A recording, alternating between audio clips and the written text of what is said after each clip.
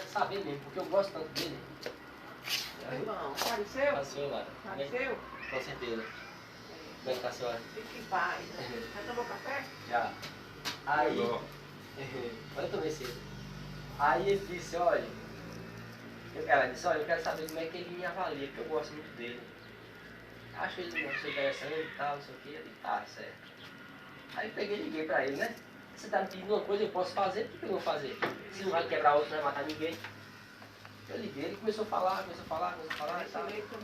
Eu perguntei, irmão, a Suzy, sabe, eu fiquei pensando aqui, ela é uma pessoa assim e tal.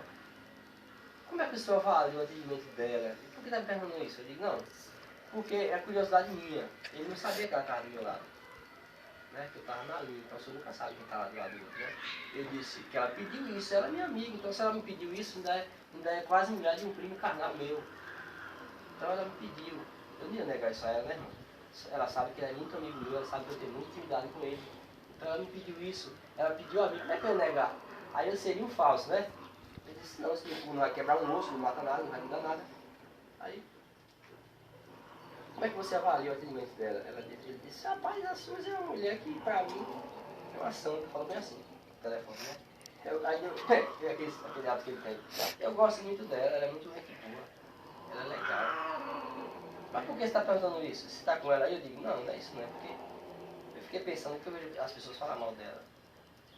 E ele, e ela é uma pessoa boa, e eu, sei lá, mas nem Deus agradou a todos. Ele disse, pra mim ela é boa pessoa, eu gosto muito dela.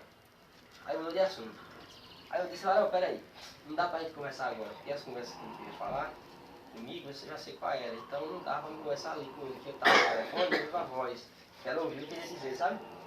Então eu não podia falar, eu digo, não, peraí. Eu tô até com esse aparelho aqui no minha voz, então esse aparelho não é meu, o meu tá sem crédito. Deixa eu vou conversar com você, eu passo aí e a gente conversa pessoalmente. Tá bom, aí passei lá. Aí quando eu cheguei lá, repare bem, só analise bem o que eu tô lhe contando. Quando eu cheguei lá, eita rapaz! Socorra! É não, tá transando. Pensei que era brigando. Aí ele foi, eu fui lá no meu